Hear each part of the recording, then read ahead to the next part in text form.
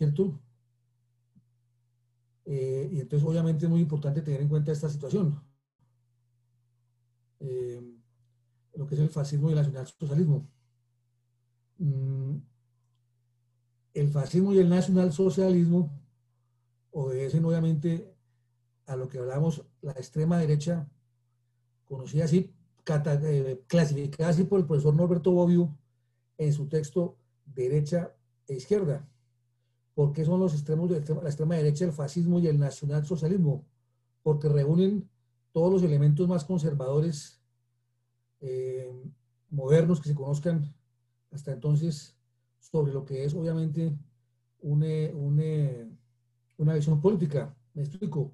Benito Mussolini, que es el famoso fascista, dictador fascista, ante la crisis económica de Italia y ante una evidencia del marxismo, sobre todo el marxismo ya que se ha dado en Rusia, porque Lenin, Vladimir Ilich Ulyanov, se tomó el poder.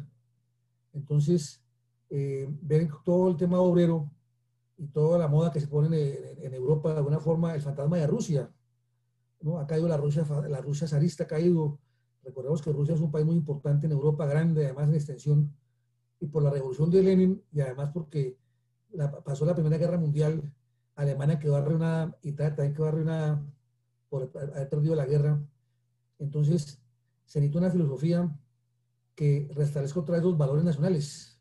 Y eso lo hace Benito Mussolini con el fascismo, que en 1922 se toma el poder y crea una filosofía bajo un método militarista, bajo un método gremial, porque obviamente Mussolini en su inicio fue socialista, pero el fascismo lo que hace es que en vez de creer en la lucha de clases como tal, como elemento antagónico, lo que hace es que no condena la lucha de clases y lo que dice es que hay que unir las clases sociales en torno a un gobierno fuerte y una dictadura. Y ese gobierno fuerte tiene que ser obviamente corporativo, corporativo privado, que obviamente el fascismo reconoce la propiedad privada. Entonces ese gobierno fuerte tiene que ser privado y, y obviamente se unen los gremios, los trabajadores, los patronos, o sea, los industriales y los trabajadores se unen, pero se unen bajo lo que diga el Estado como tal, porque el fascismo pregona nada fuera del Estado, nada contra el Estado y todo dentro del Estado.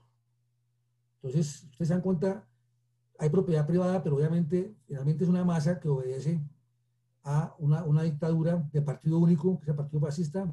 No hay libertad de prensa, no hay libertad de pensamiento, no hay libertad religiosa, pero se trabaja por la propiedad privada, pero propiedad privada que finalmente la manejan las élites de los gremios y el partido fascista, y se unen precisamente para trabajar por la causa de una gran nación.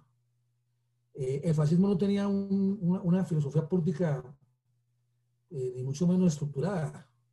Benito Mussolini encarga este pensamiento filosófico a Benedetto Croce, que es un estudioso de Hegel.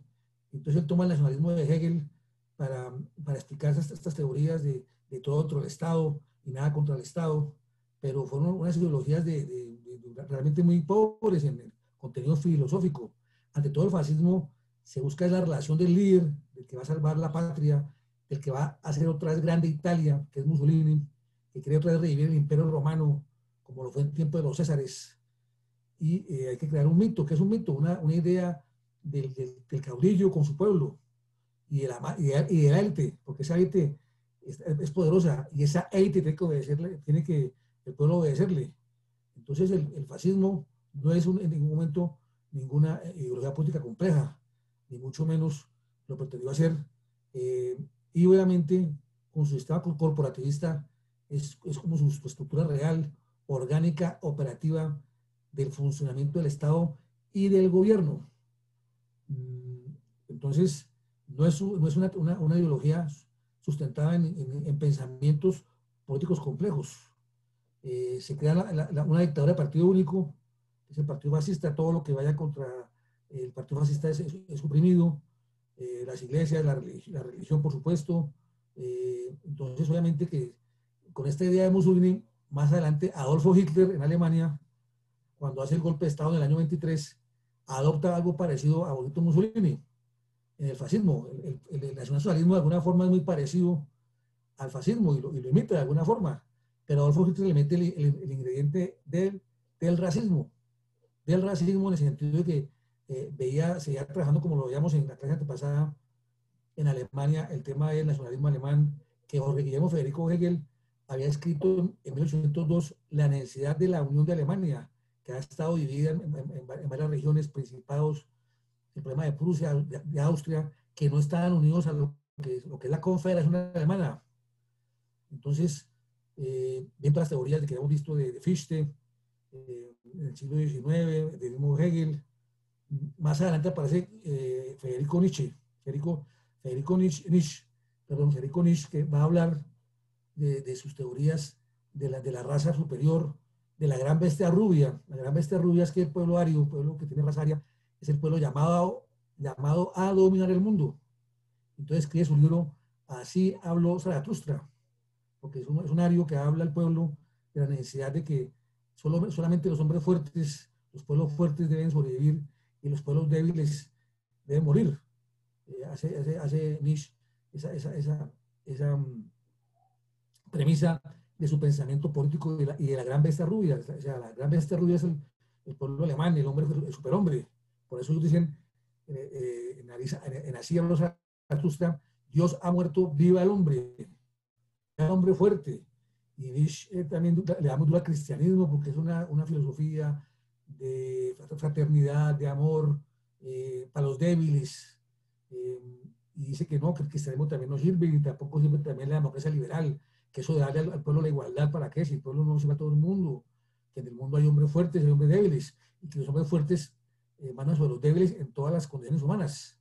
Al fin y al cabo, Nietzsche es hijo del siglo XIX, y reconoce que solamente lo orgánico, que es poderoso orgánicamente una sociedad es lo que debe subsistir, lo que es débil una sociedad debe oprimirse.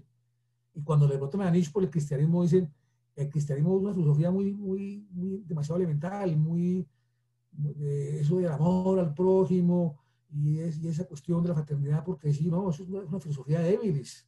Eso es Platón para el cristianismo, así lo dice con concepto de desprecio. Eso es Platón, o sea, el filósofo griego, para el cristianismo.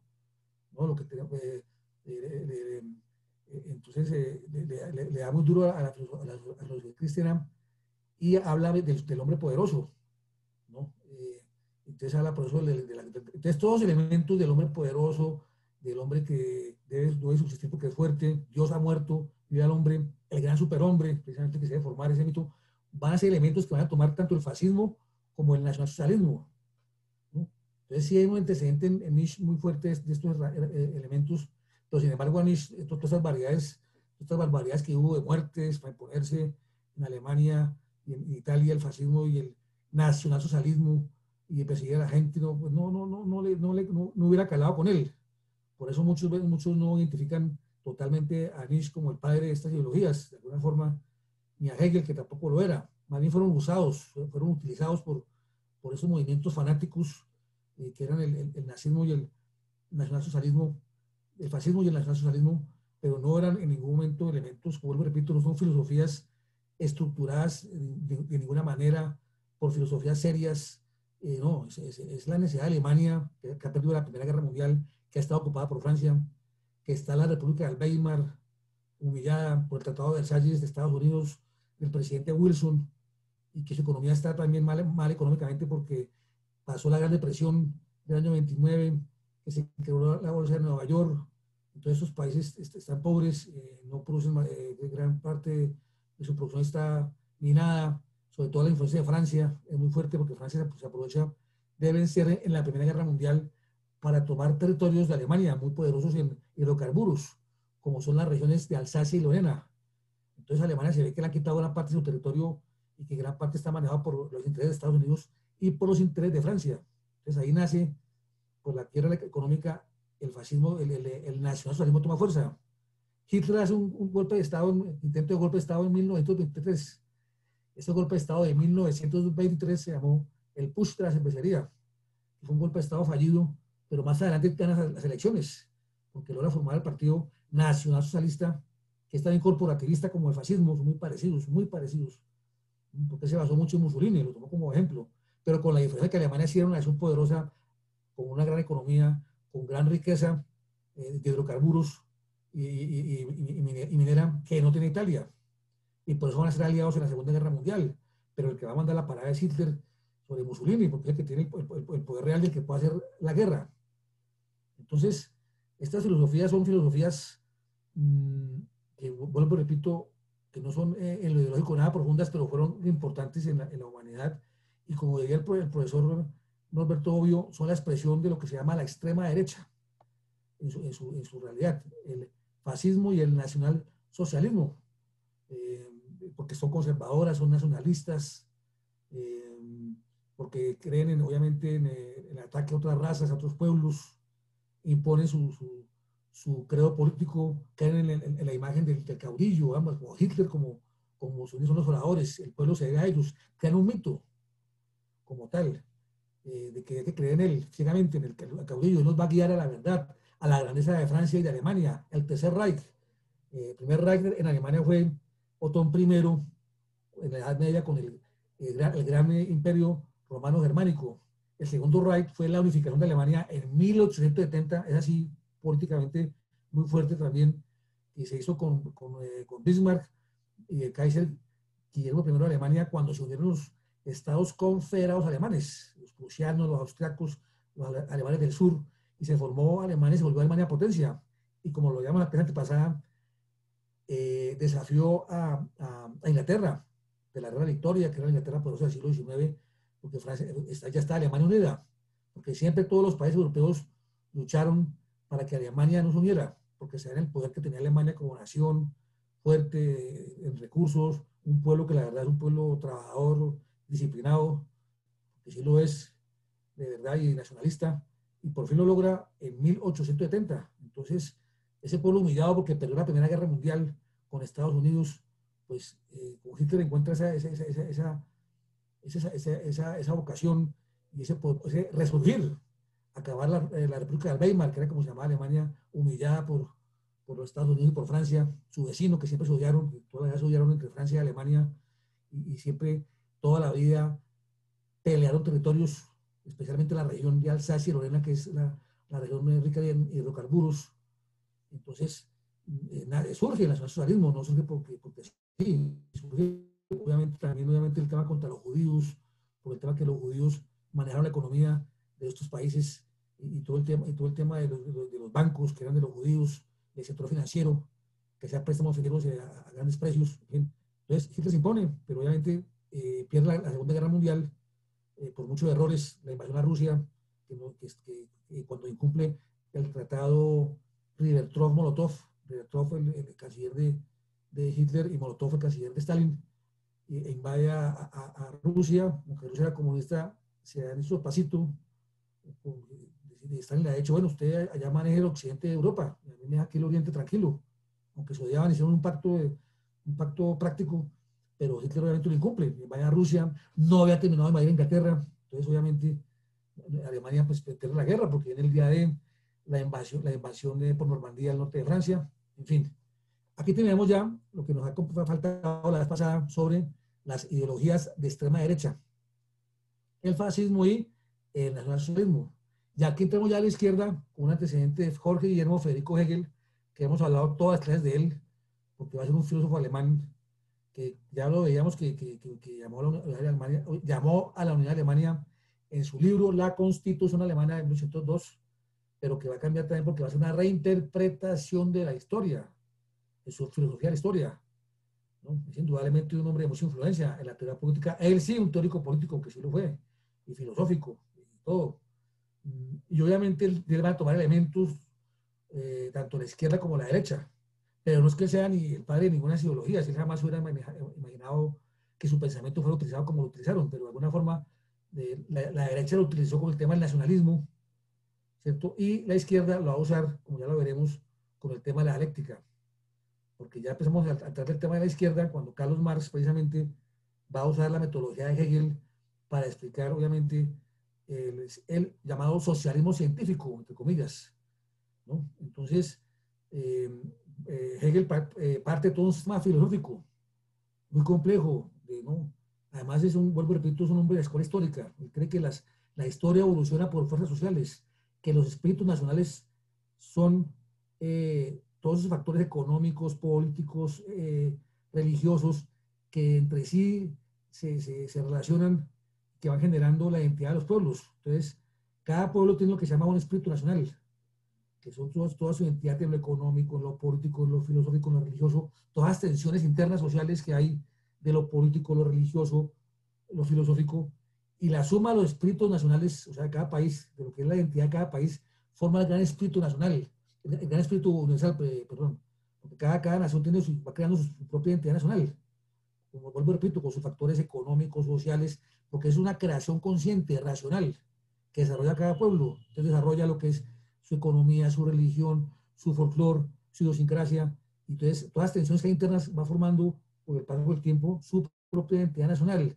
Y la suma de las identidades nacionales va a formar, o la suma de los espíritus nacionales, la suma de los espíritus nacionales forma el gran espíritu universal, que es obviamente la civilización humana. La suma de los espíritus nacionales, de lo que es cada nación, cada pueblo, el francés, el alemán, el inglés, forman el gran espíritu nacional, que es finalmente ese espíritu universal, que es la suma de los espíritus nacionales, forma lo que es la civilización. Y Marx va a tomar, de alguna forma, porque es alemán, Federico Hegel es alemán, y Marx va a tomar su materialismo para explicar, su dialéctica, perdón, porque Hegel es un dialéctico, no materialista, porque Hegel parte de lo siguiente, su filosofía. Dicen, como son idealistas con Kant, parten de que todo está determinado por las ideas y que toda explicación racional y todo lo material viene por una abstracción que se hace por una mistificación, es la palabra mistificación, que se hace de que lo ideal determina lo concreto. Y si lo ideal determina lo concreto ¿qué es? Es lo material, lo que percibimos, lo que vemos. Entonces, finalmente, las ideas determinan las cosas, dice Federico Hegel. Pues bien, él es un profesor muy famoso. Él estudia él vive entre 1770 y 1831. Es un filósofo alemán, profesor de filosofía en la Universidad de Jena y en la Universidad de Berlín. Y va a formar una escuela de discípulos, ¿no? Está Alemania en su visión, buscando su identidad. Vuelvo a repetir que Hegel, cuando Hegel vive, Alemania no tiene toda su identidad como, no se han formado los estados nacionales. Su afán de su filosofía es formar el Estado Nacional Alemán, la gran confederación de estados alemanes. No ha pasado en Alemania ni en Italia. Por eso su nacionalismo era tardío. No olvidemos nunca que Inglaterra, Francia, España habían formado su espíritu nacional, su Estado Nacional en el siglo XVI. Inglaterra con Enrique VII Tudor, padre de Enrique VIII. España bajo el matrimonio de los reyes católicos, Fernando de Aragón y Isabel de Castilla, y formaron el Imperio Español con el descubrimiento de América. Francia con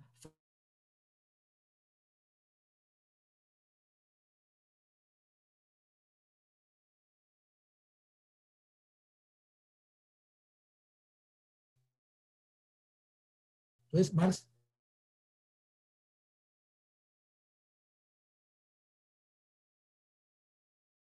no va a ser lo malo, porque Marx no va a ser discípulo directo de Hegel. Marx va a ser de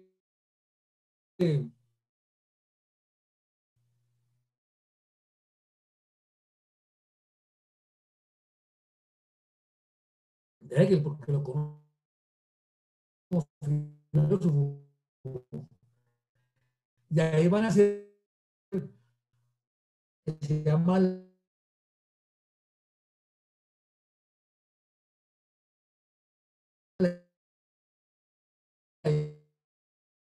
izquierda hegeliana, dice Feuerbach. Entonces, hay una contradicción. Entonces, ¿qué pasa? Están obviamente alineados con Feuerbach, David Strauss, que escribe una vida de Jesús, muy famosa, donde muestra a Jesús como un hombre importante, un hombre eterno, un hombre lindo, pero no es Dios, porque ellos son totalmente racionalistas. Dice, sí, Jesús fue el mejor hombre, dice David Strauss en su vida de Jesús, pero nunca fue Dios, nunca fue una divinidad. Fue el mejor de los hombres, el más fraterno, el bello maestro, pero no fue Dios, dice la María de Jesús, de David Strauss, que es de la izquierda hegeliana. Y esa teoría también la toma después Ernesto Renan, en Francia, que también va a escribir su vida de Jesús. Entonces, esta izquierda hegeliana son absolutamente materialistas. Sam Feuerbach, que fue discípulo de Hegel en la universidad, David Strauss, Moisés Hess, Bruno Bauer, David Bauer, y van a mostrar lo que llama la izquierda hegeliana. Marx estaba muy joven, pero Marx no conoce a Hegel. Pero cuando Hegel muere, Marx tiene 13 años. Pero Marx va a reinterpretar a su maestro. Y lo van a hacer Feuerbach, Ludwig Feuerbach, alemán, y lo va a hacer Marx. Pero sobre todo Ludwig Feuerbach es el que empieza. Por eso, para estudiar a Carlos Marx, hay que entender la filosofía de Ludwig Feuerbach. Aquí lo tenemos a Ludwig Feuerbach, 1802, 1804, 1872. Entonces va a ser uno de los filósofos del llamado Doctor Club, que es un club de filósofos que reúnen en Alemania, por ahí en 1842, en la región de Renania, conversadores, unos bohemios, ¿no? Son ya doctores, porque han estudiado ya, han acabado su filosofía, su doctorado en filosofía. Marx no, pero Marx está con ellos, es el combo, es el jovencito, el Benjamín del grupo, ¿no? Entonces, ¿qué pasa? Feuerbach, que empieza, dice, no, el maestro Hegel dice que las ideas determinan las cosas, o sea que lo racional determina lo material, no es al revés. Todo está determinado por lo material, de parte de Feuerbach. Todo se hace en lo material. Y todo lo que está basado en lo material, lo que hace el hombre es, con las ideas es abstraer lo material. O sea, el hombre abstrae con las ideas sobre lo concreto, sobre lo real, que es lo material. Entonces, Ludwig Feuerbach va a influir en el joven Marx. Marx es muy joven. Y va a influir en un punto muy especial. Porque Feuerbach va a influir en Marx, pero Marx va a explicar mejor el tema. Marx va a ser mucho más en eso, mucho más agudo que Feuerbach. Porque va a decir, no, el tema no es que simplemente las cosas están determinadas por lo material. Lo material determina las ideas. Dice Marx, no.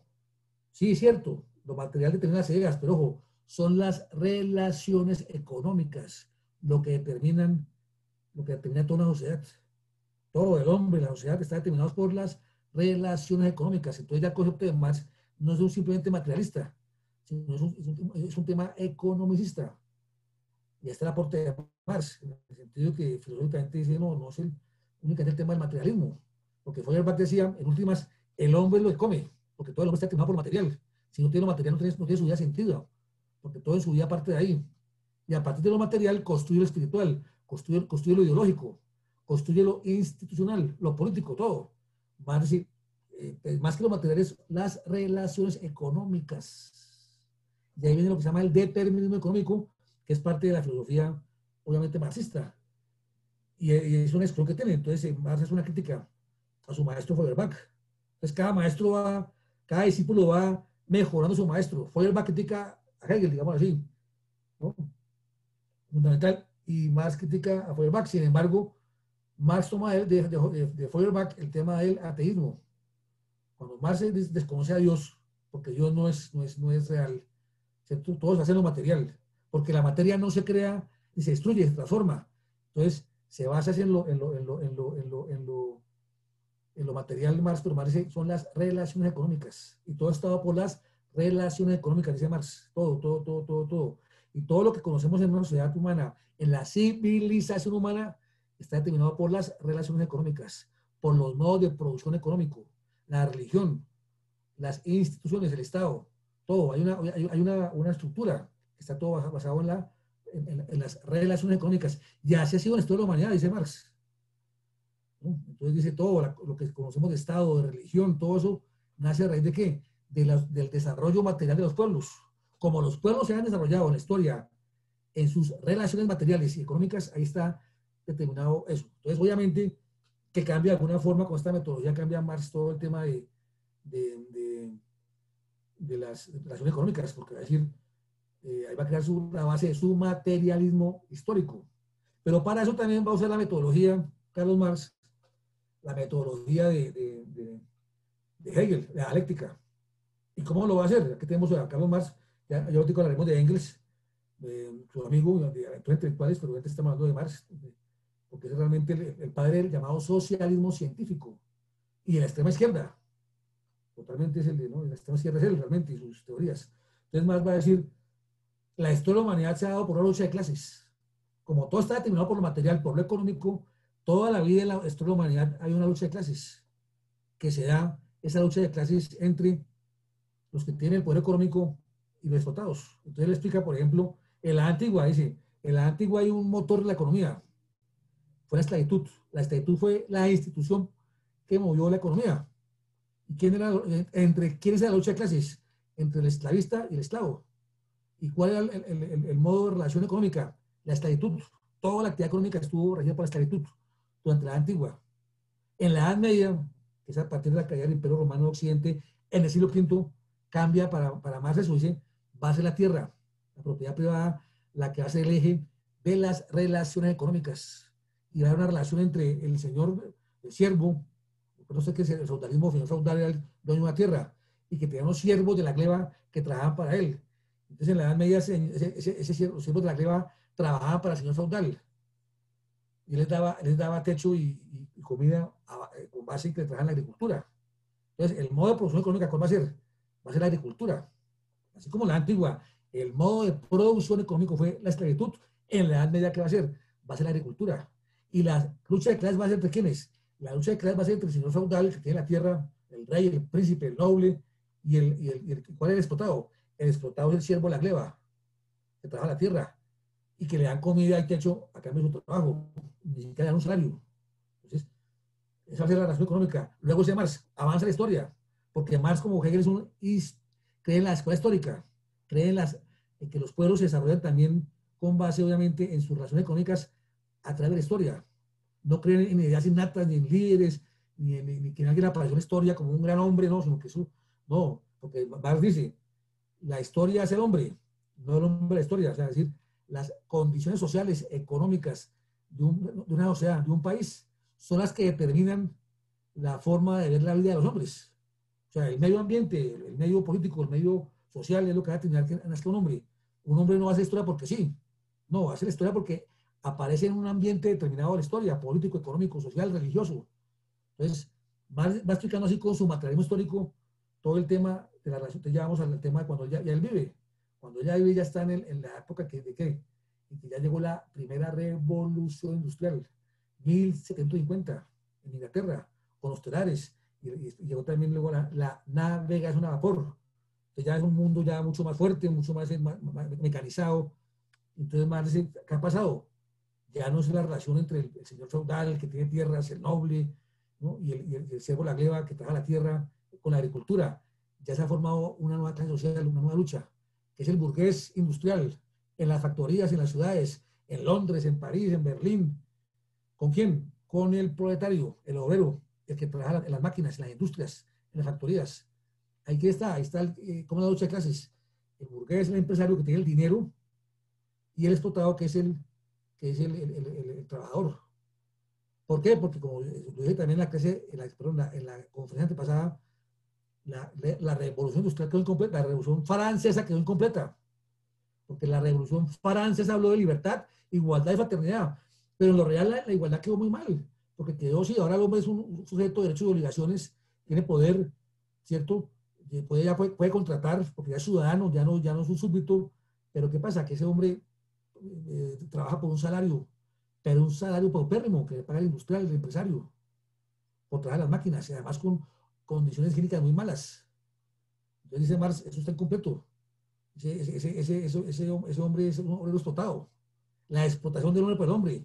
Ese hombre hace parte de un proletariado pauperizado, explotado, alienado, que solamente lo pone a trabajar y no sé cuántas horas al día y trabaja también de usados y casi que también los domingos, aunque sea el día del Señor.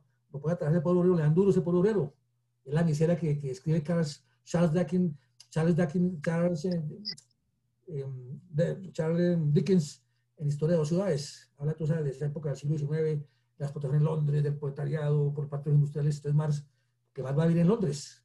El juez alemán se traslada, después de que estudia filosofía y todas las cosas en la Universidad de Jena, va a vivir en Londres, porque él ve que allá es el país más grande del mundo, en su momento es Inglaterra. El país más avanzado industrialmente es Inglaterra. Entonces vaya donde está la lucha de clases en su evolución más fuerte. Y Marx es un dialéctico. Entonces dice, ya estamos en el momento en que ya, entre más se desarrolla el capitalismo, como tal, como sociedad, ya está más cerca de la revolución, porque ya ha dado su paso evolutivo, ya ha generado su contradictor. No olviden que Marx emplea el método de Hegel para interpretar la historia. Marx trabaja el tema de la dialéctica. Tesis, antítesis y síntesis. ¿Tesis qué es? Tesis es una situación social de una sociedad en un momento dado. ¿Cómo es una sociedad en un momento dado? Con sus características. Esa sociedad, con unas características, genera ella misma su contradictor. ¿Por qué? Porque como la historia se mueve, la historia también es dinámica, se mueve la economía, las ideas, todo se mueve. Entonces esa sociedad no queda quieta, esa sociedad tiene una dinámica. Entonces esa misma sociedad genera sus propias contradicciones internas.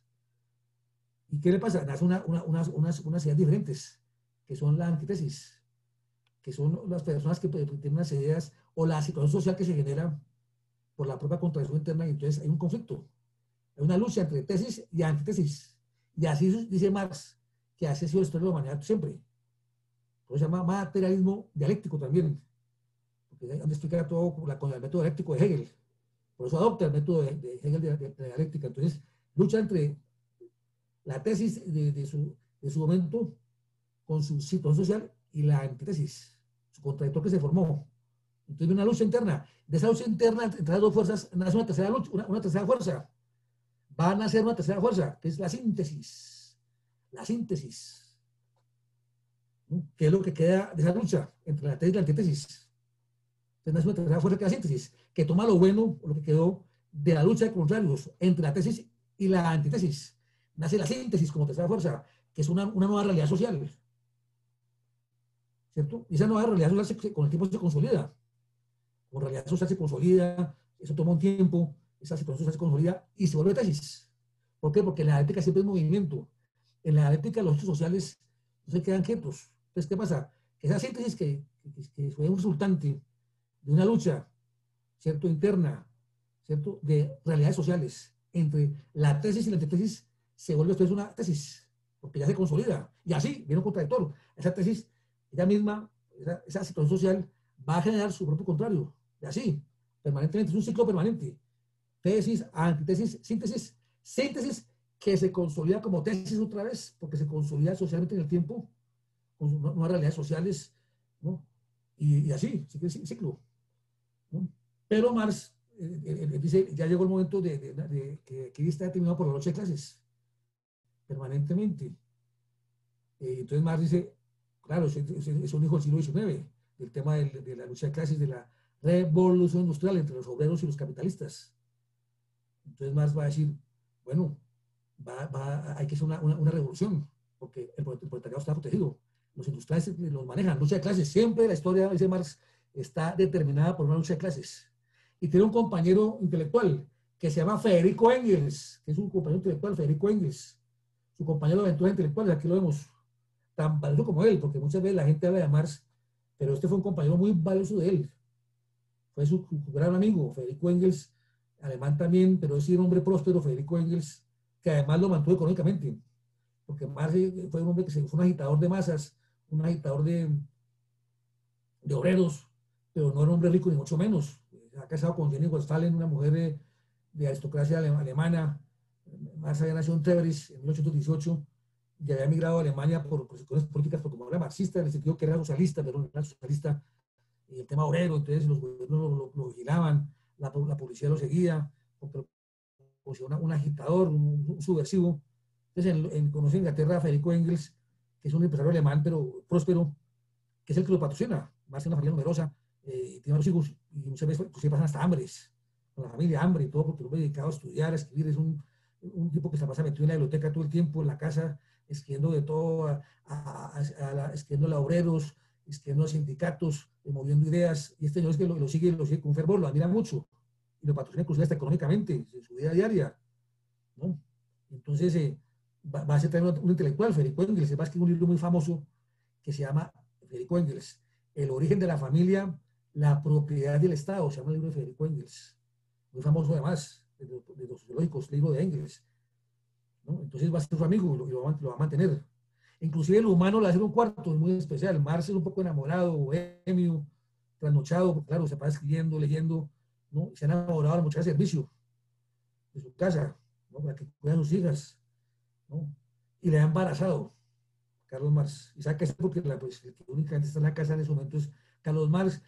Federico Engels hace rato que no pasa por la casa, Entonces embaraza a Carlos Marx a su empleada y cuando ya viene Engels y lo visita por esos días que están cerca a Londres, dice, véngase ya porque yo embaracé a la muchacha de servicio y usted tiene que ayudarme porque Jenny que me quiere mucho, vivimos como muy pobres y esta pobreza tan terrible que tenemos, si llega a saber que yo embaracé a la muchacha de servicio, me echan. Usted tiene que ayudarme. Entonces, claro, viene la noche de Engels, entonces se quedan ahí, pero claro, entonces se va ese fin de semana y la muchacha está embarazada, entonces, no, dice Marx, la embarazó fue cuando vino a Federico Engels ese fin de semana. Mentira, además ya era embarazada porque ya la muchacha le ha contado que estaba embarazada de la muchacha de servicio, que también lo admiraba mucho. La servidumbre era, pues casi, uy, aunque le daban un sueldo miserable y ya con ellos lo admiraba mucho.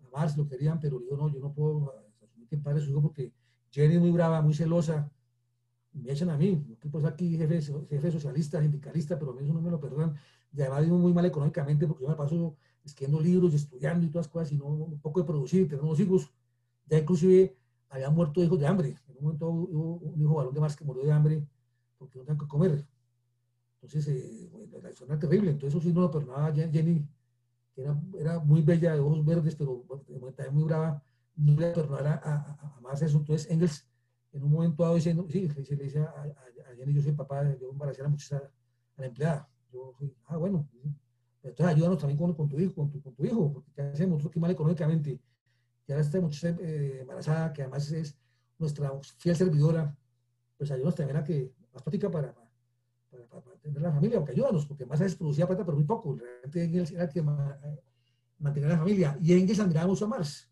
todo lo patrocinaba, lo admiraba, ¿no? Entonces, un hombre importantísimo y también aportó, porque no solamente era, vuelvo y repito, escribió el libro muy famoso que se llama El origen de la familia, la propiedad del Estado, donde confirma el materialismo histórico de su amigo, de Carlos Marx. Y va a ser Engels el que termine de escribir El Capital, nada más y nada menos. Ojo.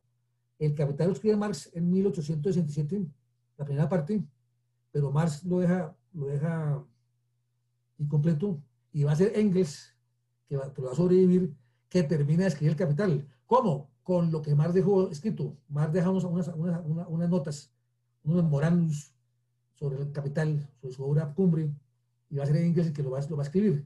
Entonces, Marx deja realmente la primera parte del Capital, cuando se muere, pero el Capital lo completa Federico Engels en los años siguientes que Marx muere.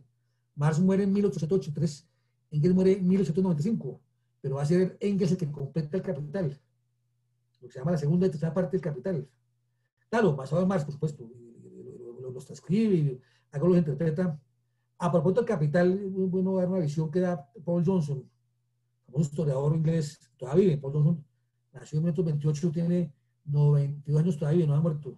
Autor de Historia del Cristianismo, Historia de los Judíos, Intelectuales, Historia de Estados Unidos. Es un periodista de Steinman de Londres, muy famoso, muy importante, que muchos lo hemos seguido porque maneja muy bien el tema de la geografía con el tema filosófico. Entonces es encantador leerlo. Dice Paul Johnson que tiene un ensayo sobre Marx. Y dice, Marx no fue un intelectual rígido en el sentido que se pueda creer. Es la visión de él, de Paul Johnson. Dice, Marx es un hombre que desordenaba sus datos. Marx, ante todo, dice Paul Johnson, ante todo fue un poeta, tuvo una visión muy especial, porque no es la visión de los marxistas seguidores que son enamorados y lo ven como un dios a Marx, ¿no? Porque no olviden ustedes que finalmente el proletariado hace la revolución contra el capitalista, lo debe tumbar, ¿cierto? Por una revolución armada, porque no hay otra forma de hacer el cambio, hay que hacer una revolución, no hay nada que hacer. Entonces, según dice Marx y Engels, entonces cuando llegan al poder, el proletariado llega al poder, ese proletariado, ¿cómo llega al poder? Si supuestamente cuando llega al poder se hace una dictadura del proletariado, es decir, llega supuestamente los obreros del pueblo al poder.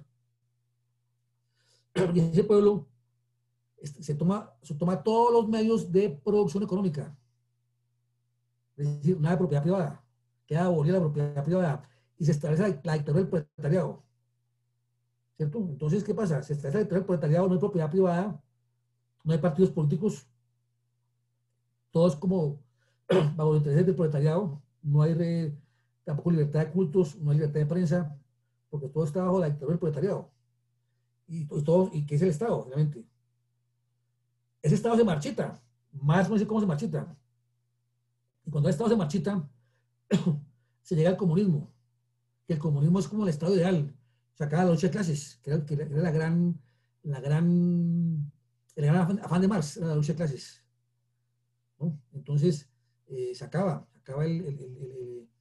la lucha de clases, se acaba el Estado, porque el Estado como institución estaba ¿para qué? Para ver la explotación del capitalista contra el asalariado, del capitalista burgués contra el obrero. Para eso está el Estado, dice Marx. El Estado es un instrumento de poder. ¿De quién? Del que tiene el dinero, las industrias contra el proletariado, contra el asalariado, el trabajador. Y se aclara también el derecho, porque Marx dice el derecho que ha sido. El derecho ha sido el instrumento de poder ideológico de quien detenta el poder, el industrial. ¿Y contra quién? Contra el obrero, que es el explotado. Es decir, cuando lleguemos al comunismo, que saquemos la tierra, todo eso desaparece. Viviremos en una comunidad de bienes, donde todos seremos felices. No hay Estado que nos oprima, no hay derecho que sea una ley que nos oprima también. Una lucha de clases, todos somos iguales, como todos somos comunismo, todos somos iguales, comunidad. Y vivimos en una comunidad de bienes, donde todo es de todos. Claro, absolutamente utópico. En eso Marx no fue científico, eso fue absolutamente, fue un polemista, un publicista, porque tenía que darle a su partido una fe, una esperanza, una cosa que llegara a alguien para que tuviera miembros. Vamos a ver un video de la película del joven Marx, cómo era Marx de joven, sus debates con Proudhon y otras cosas. Ahí lo veremos a Marx en su juventud. Este video se llama El joven Marx, una película reciente que habla de la juventud de Marx, cuando era filósofo, el Dr. Club, cuando andaba con Feuerbach, con Von Bauer, con Levi Strauss.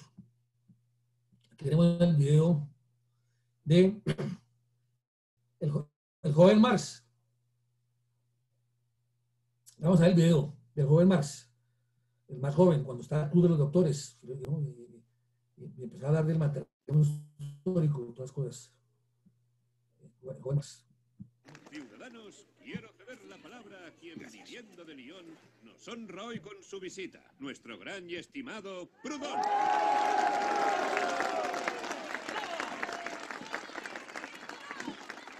Amigos, compañeros, ciudadanos, ante todo es un honor para mí formar parte de este banquete republicano. Pretendían prohibir estos banquetes porque tienen miedo de vuestra cólera. Y por supuesto que deberían tenerlo. Y la razón es que siempre habrá mucha más gente que policías y mucha más sed de libertad que de represión. ¡Viva los artesanos! ¡Fuera de show! Porque sois vosotros los artesanos, tejedores, los zapateros, sastres, carpinteros, quienes fabrican la riqueza de este país. ¿Y qué pasa con los obreros? ¡Los excavadores, los mecánicos! ¿Qué pasa con ellos? No me olvido de ellos, de esos hombres, mujeres y niños encadenados a esas nuevas máquinas del infierno que escupen fuego y que muchas veces carecen de pan para mantener las fuerzas. ¡Sí! Os lo digo de forma simple y clara, ellos han sido asesinados. Y ahora llega la cuestión, ¿qué es la esclavitud? Si respondo que es el asesinato, estaréis todos de acuerdo. Entonces, ¿por qué? ¿Por qué razón? A la pregunta ¿qué es la propiedad? Si respondo que es un robo, tengo siempre que dar explicaciones. ¿La propiedad? ¿Pero cuál de todas? ¿La propiedad privada? ¿La de los burgueses? Conozco a ese hombre, es Karl Marx. Hablo de la propiedad en general, la que consideramos como un derecho natural, como la libertad, la igualdad, la seguridad. Pero eso son abstracciones, ¿verdad? Son derechos. Derechos naturales. La libertad, la igualdad y la seguridad de todos los ciudadanos no nos afecta a todos. Al contrario, fortalece la propiedad. Esos son derechos sociales naturales. Por otro lado, la propiedad necesariamente invade la libertad, la igualdad y la seguridad de los demás. Es un derecho natural antisocial. Esa es la razón por la que no estoy pidiendo su extensión a todos, sino simplemente su abolición. ¡Bravo! ¡Viva! ¡Abajo la propiedad privada! ¡El rey! ¡El Estado! ¡Viva la anarquía! Muy bien, Mikhail, estoy de acuerdo contigo, pero cuidado. Las orejas del enemigo nos escuchan. Vamos ya.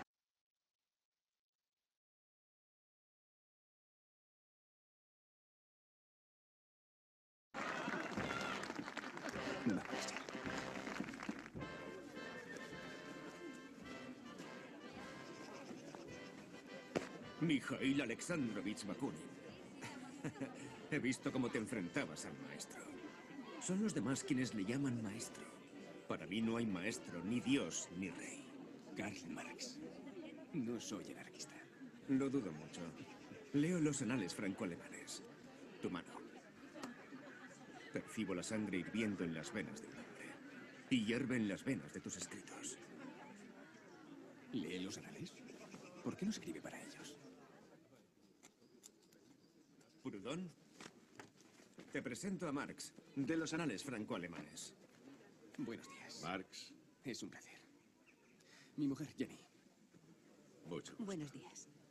Grun me traduce los anales. ¿De verdad? Entonces tiene que traicionarlos. Veo que le encanta la pelea, jovencito, o al menos la discusión. La contradicción. Cierto, es un hegeliano. Sobre todo materialista. No me ha respondido sobre lo de la propiedad. Creo que la he definido. ¿Y el robo? ¿Cómo lo define? Oh, ¿es necesario definirlo? Como todos saben, es la violación de la propiedad de otros. Perdón, no le habré entendido. Me ha entendido perfectamente. Entonces, según usted, ¿la propiedad y los bienes son lo mismo? Usted dice que la propiedad es un robo. ¿Y cuando robo la propiedad de alguien, qué robo? ¿El robo? Supongo que está intentando fingir que no lo entiende. Karl no finge nunca. Lo que quiere decir es que su formulación es una imagen. Una bella imagen, pero como dicen por aquí, es una imagen que se muerde la cola. Parece que además de su amor también comparten sus ideas. ¿Verdad, Grun?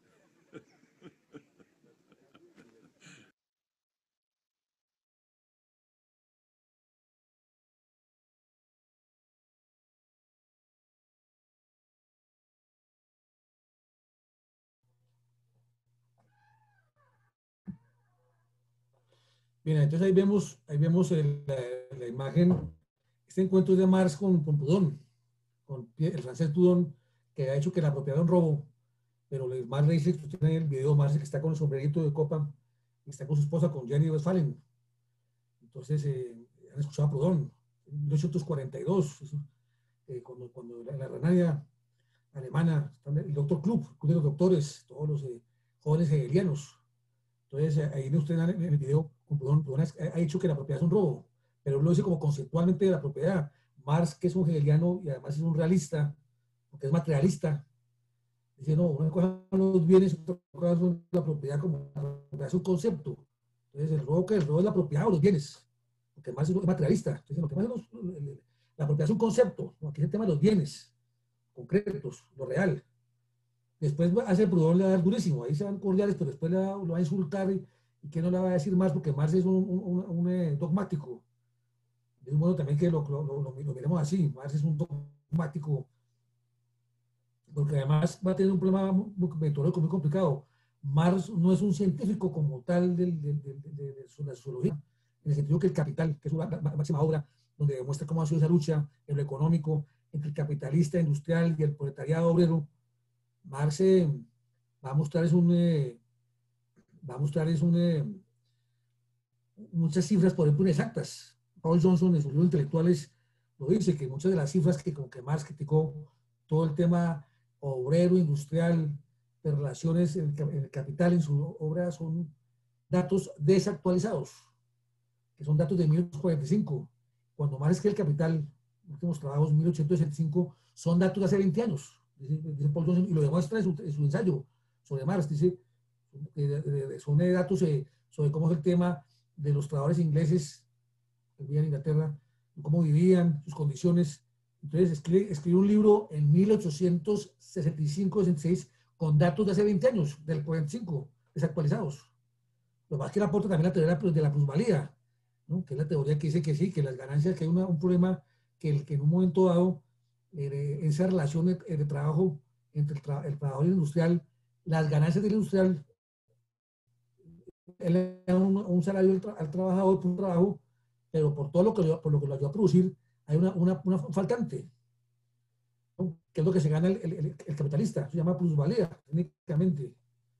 Se le paga al trabajador su salario, pero es un salario que es injusto porque le queda una ganancia al industrial, que es la plusvalía, es decir, la diferencia de lo que se gana el industrial contra el obrero.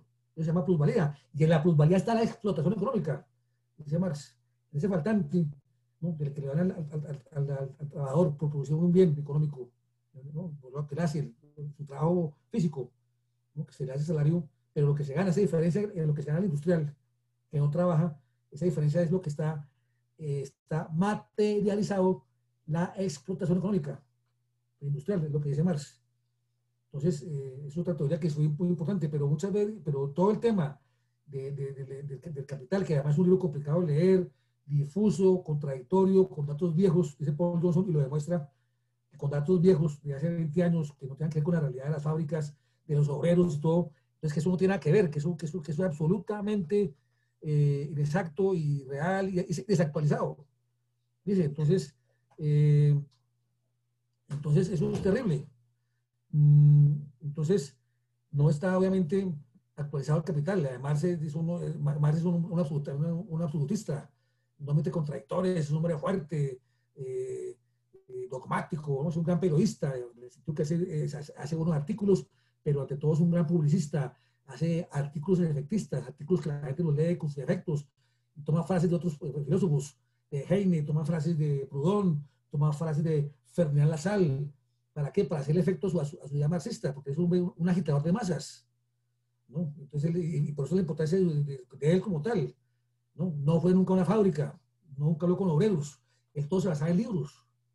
Y eso es lo que se lo critica Paul Johnson. Dice, no, usted pensaría que Carlos Marx fue a alguna fábrica. No, nunca fue una fábrica. Carlos Marx nunca fue una fábrica. Carlos Marx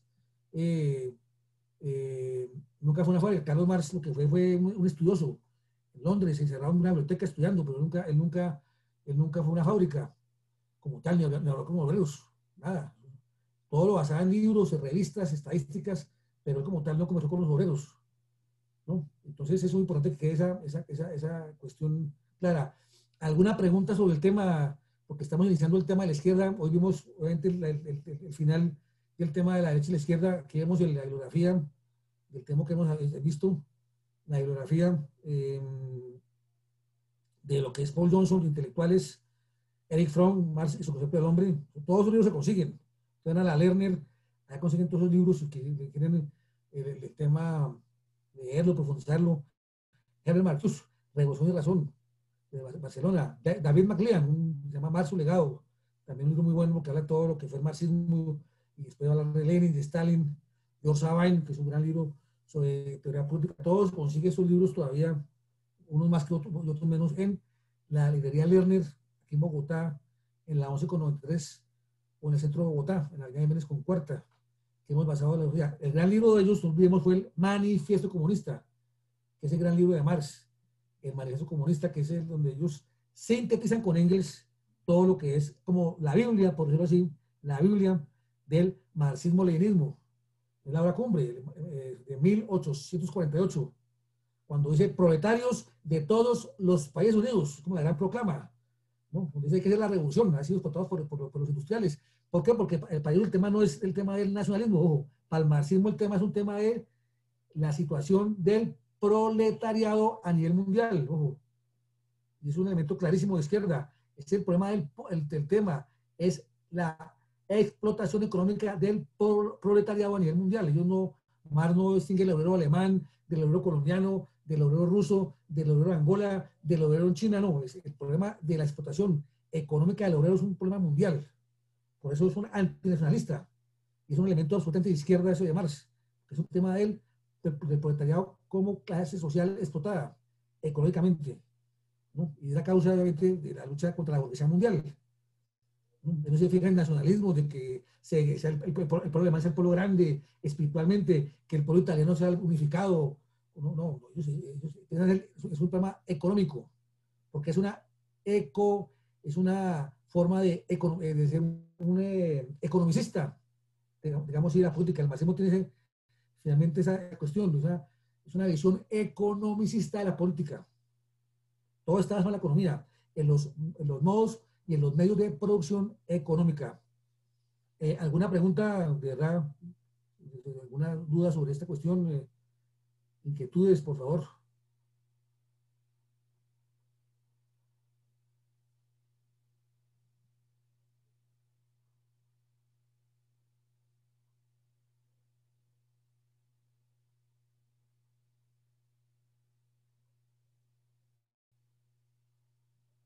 Bueno, veo un silencio, pero fíjate que es un tema que es complejo de explicar. Ya en la próxima clase hablaremos de Lenin y Stalin, porque obviamente esa sociedad de Marx tiene una praxis en la Unión Soviética de Lenin y Stalin. Hacemos un último comentario sobre Marx. Entonces, sobre Marx hay muchos mitos, de verdad, porque no fue realmente un socialismo científico como tal, porque su metodología no fue la más exacta, no fue un investigador riguroso por usar datos inexactos en sus investigaciones, en el problema del proletariado en Inglaterra, ¿no? Como les decía a ustedes, usaba datos antiguos de 1845 sobre el tema de los obreros en tal parte de Oxford o en tal parte de Inglaterra o en Bélgica, ¿no? Y claro, basado en revistas y libros. Entonces no fue un investigador riguroso, pero obviamente fue un gran periodista, un pensador, por supuesto que sí lo fue, porque sí creó una filosofía, no muy fuerte, no muy sólida, pero al fin y al cabo filosofía. Y es otra diferencia también con el fascismo y el nacionalsocialismo, que el fascismo y el nacionalsocialismo no fueron filosofías sólidas, sino simplemente que eran a buscar exaltar a un líder, a una nación. Marx y Polón se preocupó de crear lo que sea una intelectual, algunos postulados filosóficos. Sí, es una doctrina mucho más robusta del marxismo, indudablemente, pero no fue ese gran investigador. Por eso llamarlo socialismo científico es muy complicado, porque no demostró nada, porque en otras cosas es muy complicado uno en filosofía demostrar algo. La filosofía son posturas ideológicas, políticas, son enfoques. Demostrar algo, sí, para eso está la sociología, porque la sociología sí trae ya estadísticas, métodos de trabajo, de análisis de una sociedad, pues se llama sociología, porque sí trata de volver más científico, bueno, mediante la estadística y otros métodos cualitativos, todo lo que es una sociedad, cómo funciona, sus problemas. En fin, el marxismo fue una filosofía realmente, ¿no? Entonces, por eso es una crítica que hace que Marx no fue tan riguroso como se dice, pero se le conoce como el padre del socialismo científico, porque trató de hacer del socialismo una ciencia, que finalmente fue una filosofía que lo acompañó con datos económicos, con posturas políticas. Entonces fue ante todo un poeta, para algunos, porque era un hombre que tenía grandes posturas filosóficas, un polemista, un periodista y un moralista. Un moralista en el sentido de que todo lo que fuera contra el proletariado, su explotación del hombre contra el hombre, pues era malo, ¿no? Y que el burgués era el que explotaba al proletariado. Entonces, bajo ese punto de vista, también un moralista. Entonces, para Paul Johnson, que culmina, que es con que yo también hago este estudio, Marx es un poeta, un moralista y un periodista, más que un científico, más que un investigador. Entonces, en la próxima clase ya veremos obviamente lo que es el socialismo en la Unión Soviética con Lenin y con Stalin. Bueno, feliz noche y muchas gracias. Diálogo se despide de ustedes la noche de hoy. Gracias por su atención y nos vemos el próximo miércoles. Muy amables por su atención. Gracias, Alberto. Muy amable. Gracias, Alberto. Gracias, Alberto. Luego, Beatriz. Hasta el otro miércoles. Chao. Chao. Chao. Feliz noche. Gracias.